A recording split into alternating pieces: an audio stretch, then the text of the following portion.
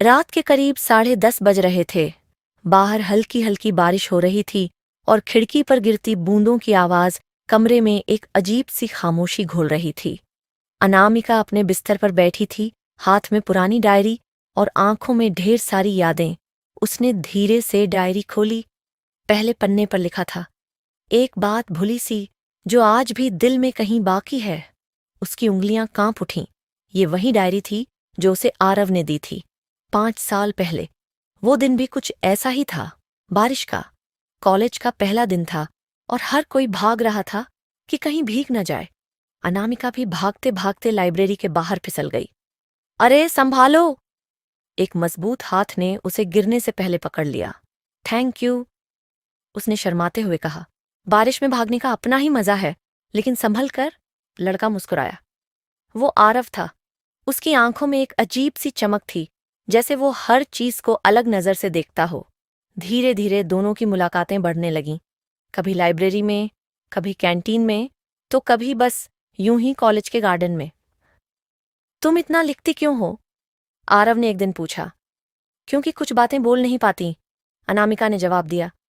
तो मुझे भी सिखाओ, शायद मैं भी कुछ लिख सकूं, उसने हंसते हुए कहा।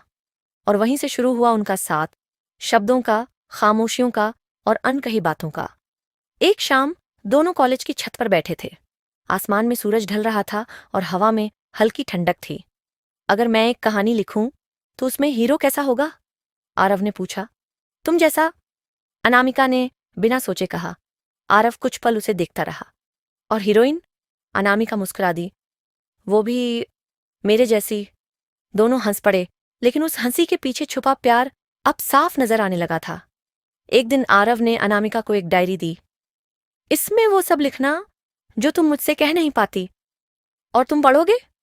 नहीं, जब तक तुम खुद ना चाहो। उस दिन से अनामिका हर रात उसमें लिखने लगी। उसके हर पन्ने में आरव था, उसकी बातें, उसकी मुस्कान, उसका ख्याल।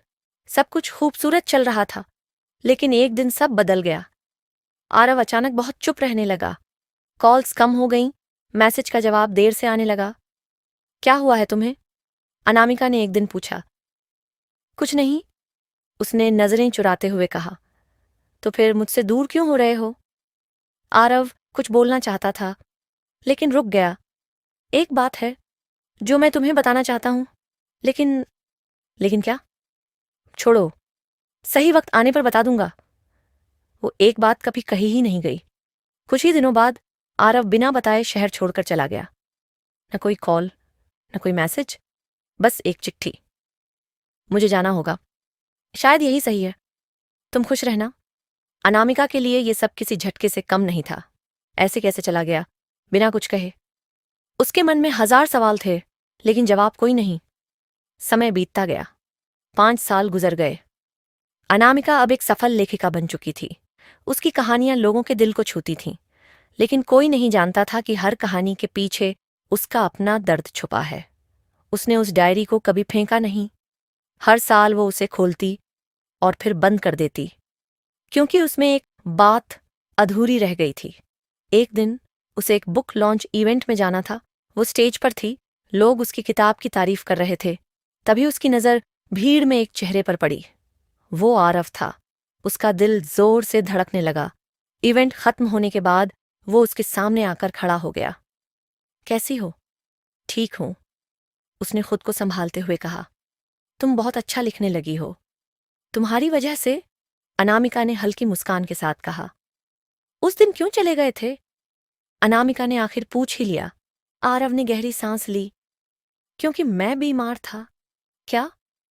मुझे एक गंभीर बीमारी थी। डॉक्टर ने कहा था कि मेरे पास ज्यादा समय नहीं है। अनामिका की आंखें भर आईं। तो तुमने बताया क्यों नहीं? क्योंकि मैं तुम्हें उस दर्द से नहीं गुजरने देना चाहता था। और अब मैं ठीक हूं। चमत्कार हो गया शायद। अनामिका ने अपनी बैग से वही पुरानी डायरी निकाली।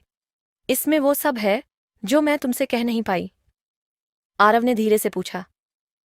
क्या मैं अब पढ़ सकता हूं? अब तुम सब जान सकते हो। आरव ने डायरी खोली। हर पन्ने में उसका नाम, उसका जिक्र, उसका प्यार था। आखिरी पन्ने पर लिखा था, एक बात भूली सी, मैं तुमसे बहुत प्यार करती हूं। आरव की आंखों से आंसू गिर पड़े। काश ये पहले पढ़ लिया होता।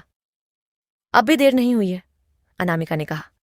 क्या तुम फिर से मेरे साथ चलोगी? आरव ने पूछा। अनामिका ने मुस्कुराते हुए कहा, इस बार कोई बात अधूरी नहीं रहेगी।